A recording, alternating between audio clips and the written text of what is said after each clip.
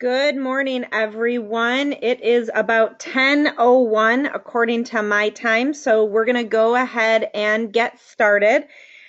This is going to be a repeat of the webinar that we held yesterday, which I know some people weren't able to attend because of the sales meetings, but we also had a good turnout for that one as well. So this, again, is just going to be a repeat of yesterday's, and like yesterday, I'm going to try to record this. Yesterday, something kind of went a little awry, so I'm not sure if that recording happened or not. So we're going to try to record this one and then push it out there for everyone again, as well as sending all of the slides out to you so that you can reference these if you ever need to. So quick housekeeping before we get started, just to make sure that everyone can hear me. Can you go ahead and use that little raise hand function so that I know that my sound is working okay and everyone can hear me right now? Okay, I see lots of hands going up. Perfect. Okay, so the way that we're going to do this today is I'm going to go ahead and go through the slides very quickly, and then at any time, if you have any questions, I see I have a couple of questions already in. Go ahead and ask your questions with that chat function or ask question function, and it's just going to go ahead and save those for me, and I'll be able to answer those later. So there's a good chance that some of your questions may get answered as I go through these slides, but then at the very end, I'll go ahead and open it up, and I can unmute you so that you can ask questions that way as well. So let's go ahead and get started. So most of you know that recently, and I say recently, but it was actually January 1st of 2015, we had some pretty big changes that happened with our continuing education, not necessarily requirements, but more so who was tracking them and how they were being tracked for us. So as of January 1st, 2015, the state of Michigan and Laura no longer was keeping track of our continuing education for us. They weren't policing it. They weren't approving any of our courses for Con Ed. They pretty much kind of took their hands off of all of that. So since that happened, a lot of the responsibility is now on you, the agent, for your tracking and for your reporting of your Con Ed in some cases. So we're going to go through kind of when you need to report it, when you don't need to report it, that sort of thing. So let's go through some of the basics right now, which is basically just the rules and requirements for your continuing education. This part has not changed. Currently, we are in a 3-year cycle. Our licensing runs in 3-year cycles, and right now, the cycle that we're in, you can see that second bullet point, is from November 1st, 2015. So we're just about coming up on our first year until Halloween of 2018. So during that 3-year cycle, all of you licensees are required to earn 18 total hours of continuing education. So of those 18 hours, 6 of them need to be legal, which basically breaks down into 2 hours per year. So if you notice, really the only thing that they really address for your 18 hours of Con Ed is that your 6 hours need to be legal, and those need to be taken in 2-hour increments per year. So basically, again, 6 hours from that 18, that leaves you 12 other hours that you need to earn. Those can be earned anytime during those 3 years, during that cycle, and those are elective hours. So they can be taken, basically there's a lot of different topics, and Coldwell Banker Weir Manual has also started offering you a lot of those 1-hour classes. Those are your elective hours. So you should really be taking them anytime that you have the opportunity, because it doesn't matter when you take those elective hours within the 3 years. The only thing that you really need to pay attention to are those legal hours, and make sure that you get 2 hours of legal per year. The reason that they want you to get those legal hours each year is because obviously the legal can be much more time sensitive and it could be relevant for that year. So just make sure that you get 2 hours of legal per year, and then really you can get as many hours of those elective Con Ed classes as you want at any time, because those aren't relevant per year. You just got to get them within that cycle. So, okay, we touched on those first 2 bullet points. The third one, kind of a little basic fact for you to know, is that really 50 minutes of instruction qualifies as 1 hour of Con Ed. So a lot of the times when you see those 1-hour classes, you'll probably be out of there before the hour is done, because again, 50 hours as far as the state and that CE Marketplace is concerned, 50 hours equals 1 clock hour of Con Ed. And you don't have the ability to track your Con Ed in half-hour increments. You really won't ever see any half-hour classes offered. They're always going to be in 1-hour increments. Number 4 is very, very important, especially now that you're going to be responsible for some part of the tracking of your Con Ed. You cannot take the same course and earn credit for it over and over again. So something like, let's say, Alex's class that we held last week in some of the locations. If we offer Alex's class again next month or even next year, if we offer it again within the same cycle that we're in, if you've already taken that class and earned Con Ed credit for it, you can take it again, but you cannot earn another credit for the same course that you've already earned credit for. So you just need to make sure, again, if it falls within the same licensing cycle, that you can only earn credit for it one time. Okay, so understanding your self-tracking. Now, first, I'm going to touch on this because I know that we do have quite a few new agents, and we're always earning new agents. I hope I have some managers on the webinar today, because this is definitely going to come into play for them and for new agents that join our company moving forward. If you were licensed, if you're a new licensee and you were licensed between basically after July 1st of 2015 until October 31st of this year, you do need to get those full 18 hours. Really, the only time that this is going to start coming into play, as you can see that next field down, is basically after November 1st of this year.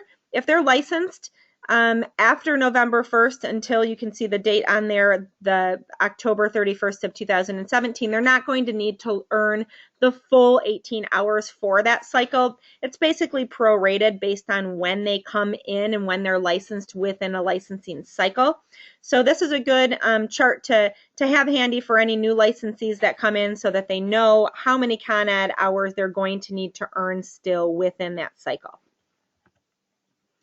Okay, so understanding your self-tracking. So once the state kind of washed their hands of tracking the Con Ed for us, Michigan Association of Realtors took it upon themselves, actually received some large grants so that they could create a new database for agents to be able to track their Con Ed themselves. So if you haven't done so already, and we're going to go into some of the basics with CE Marketplace, I definitely would take a look at CE Marketplace.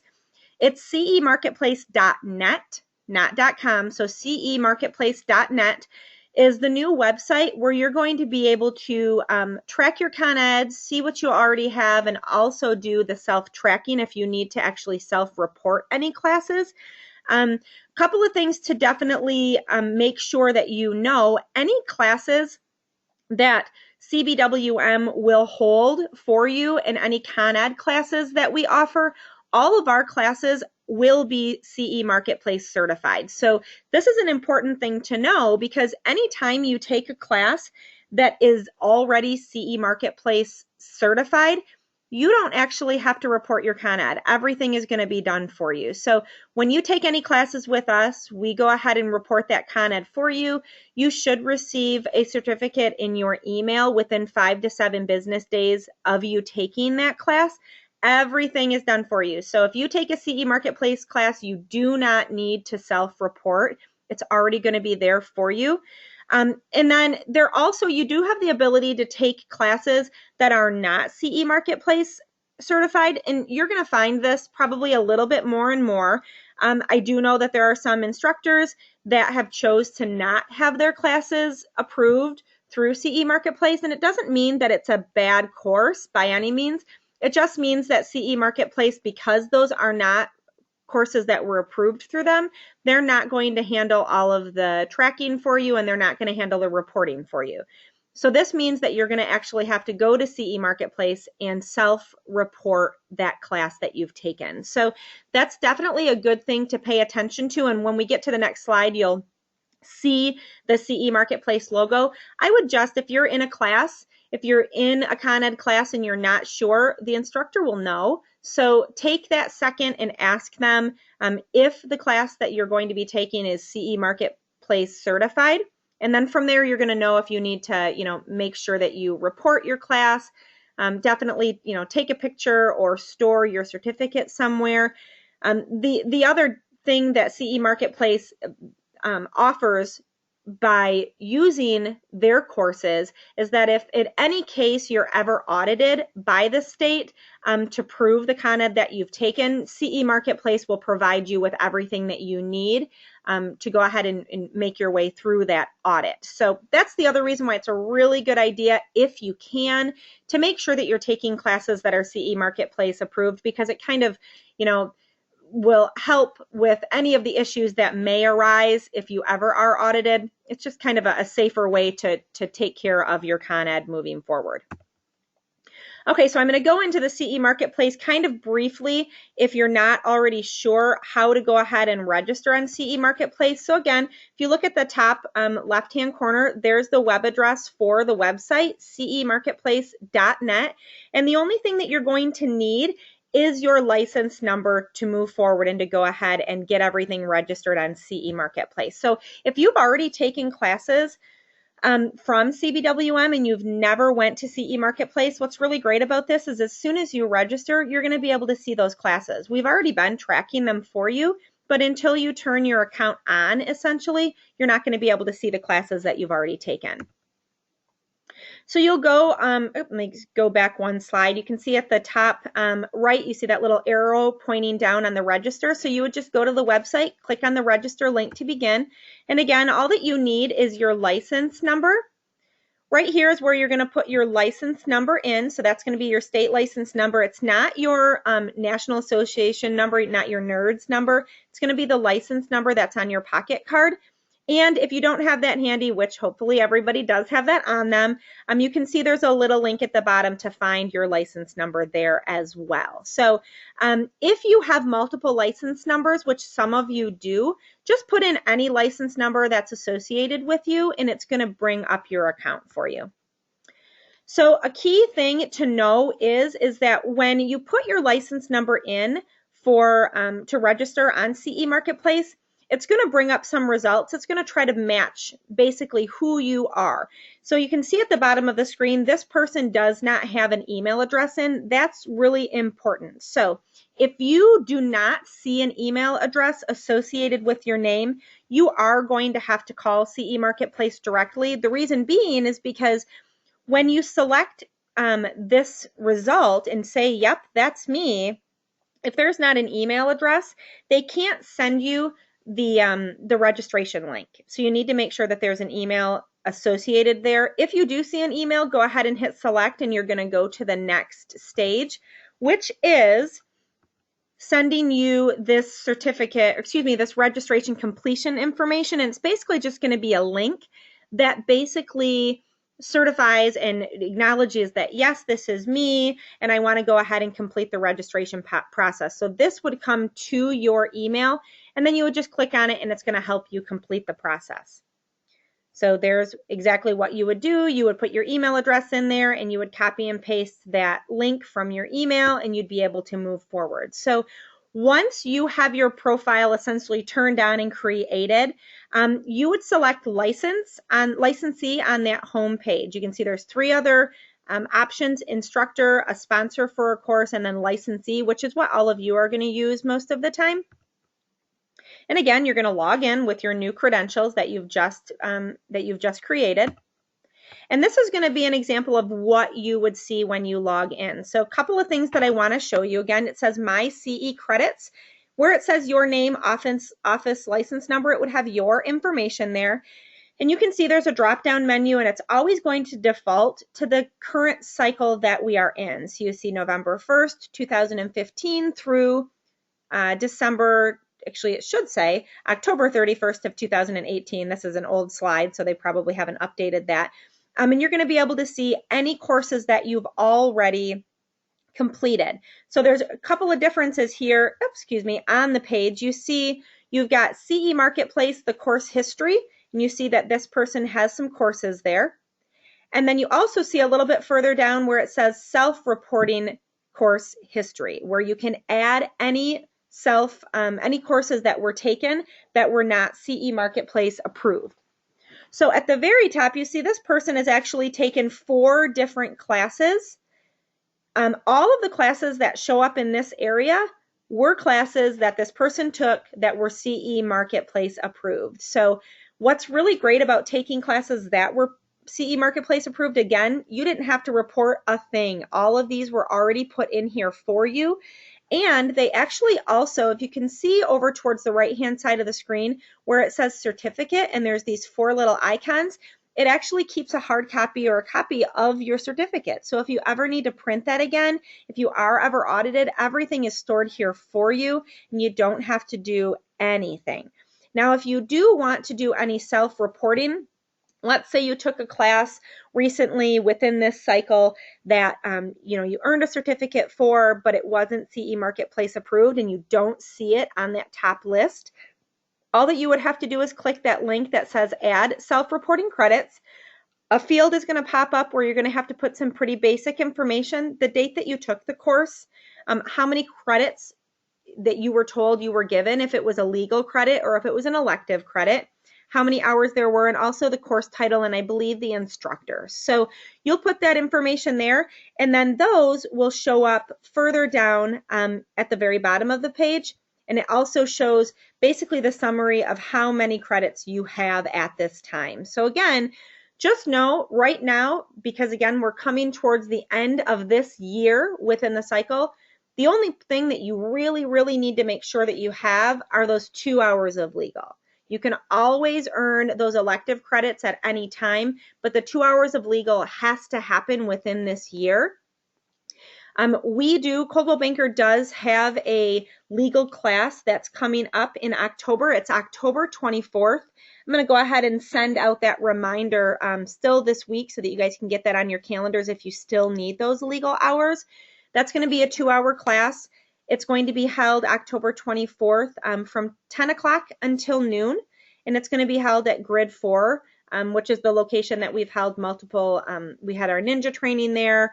We had last year's Con Ed there as well. And this is going to be a free class for you guys. And this is actually going to be taught by a couple of the staffers from the Michigan Association of Realtors. So obviously that class is going to be CE Marketplace approved, and you'll take the class and you won't have to do anything beyond that. It'll show up in your file, in your folder for your profile, and you won't have to do anything beyond that. So last slide that I'm going to talk about, and then we'll open it up for questions. This is all of the information for CE Marketplace. You might want to jot this down. You've got your web address, the cemarketplace.net. There's also tracking at cemarketplace.net. That's going to be the email address if you ever have any questions regarding your profile or if you need any help with it. They're great. They answer very, very quickly. And then there's also the phone number. So remember, you might need this information when you log in and create a profile. If you don't have an email address associated with your name, you're going to have to give them a call because, again, they need to be able to send you that security token so that you can get into your account. So you want to make sure that you have an email address associated with your account. So I'm going to leave this page up so that everybody has a chance to still write that information down. And then I'm going to take a peek and see what questions we have. Okay, I think I probably answered this question for all new agents who have completed classes for licensure within the past year. What Con Ed classes are required? So that probably was that chart right there that basically kind of broke it down based on when you got your license within this cycle, how many credits that you're going to need. And I believe, Catherine, you probably need all 18 of those credits because you've been licensed for a little bit. Okay, so any other questions at this time? I see a couple of hands raised. So let me see here. Lynn, I see your hand was raised. I just put it back down, but if you do have a question, because I think it might have been up for a little bit, if anybody has any questions at this time, go ahead and raise your hand, and then I can unmute you so that you can actually ask the question live, and it may be a question that someone else has, so that way everybody would be able to hear you.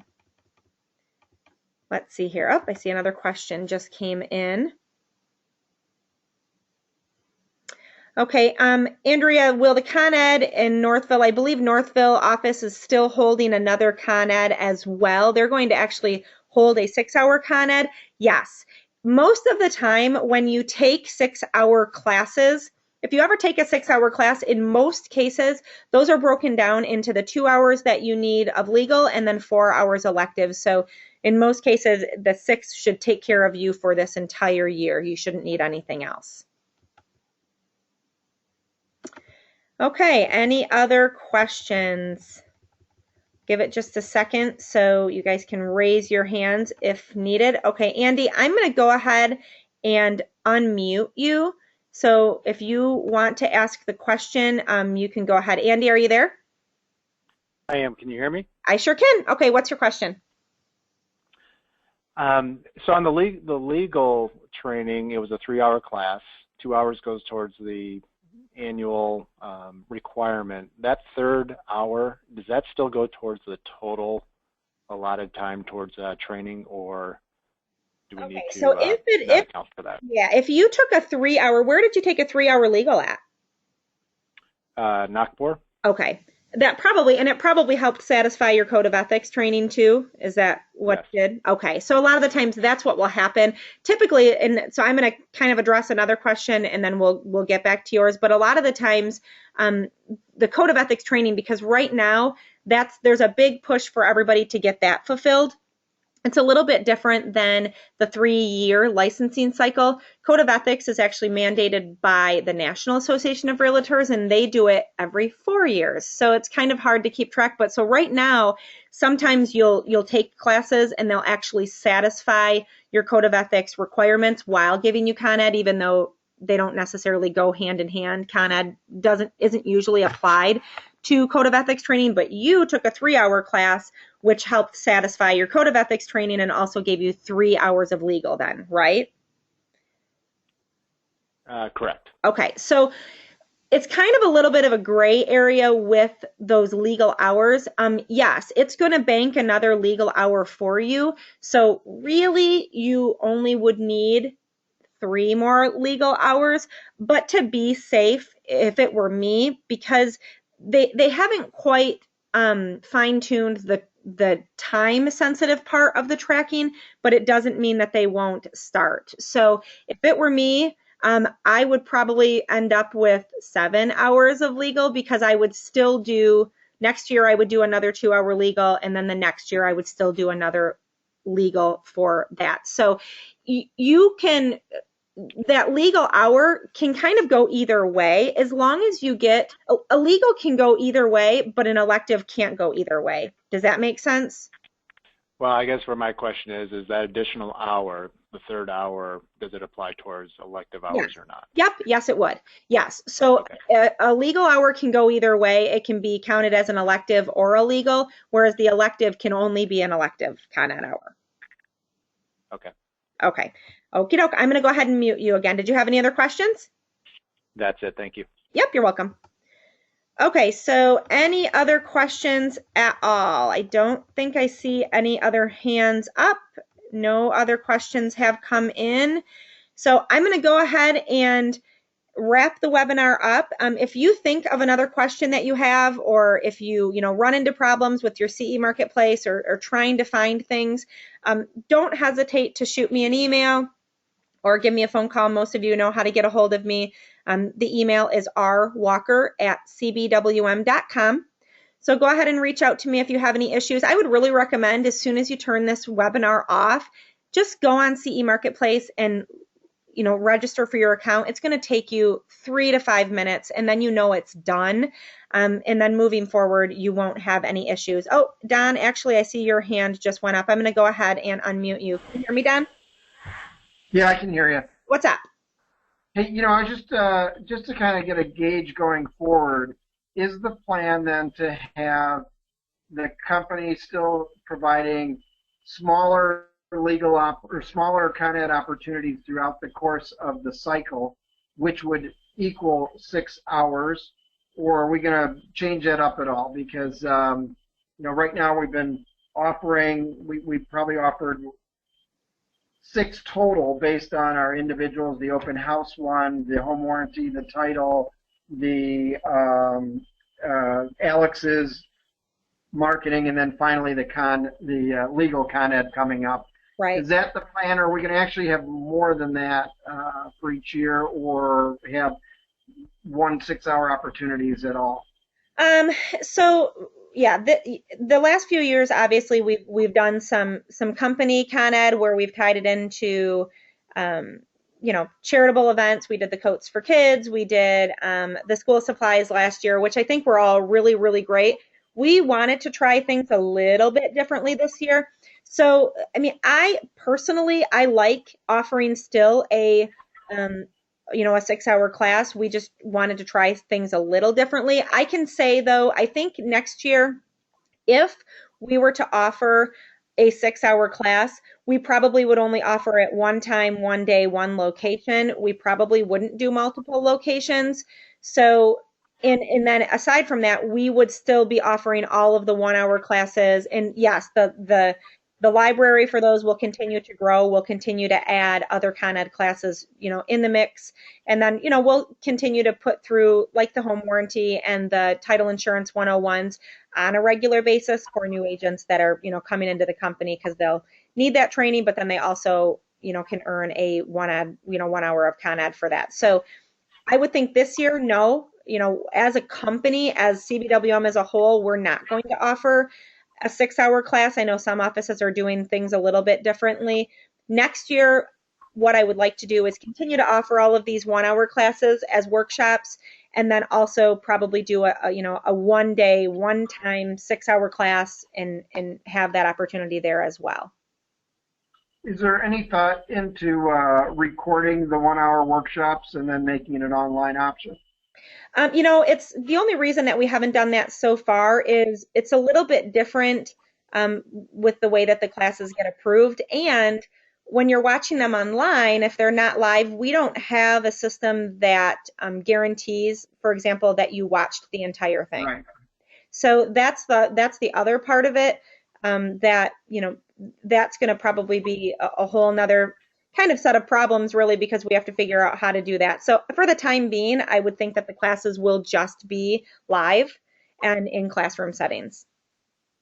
Robin, on behalf of everybody, I can say thank you for doing this. It's very helpful for everybody. I know there's always a lot of questions, and we appreciate your time.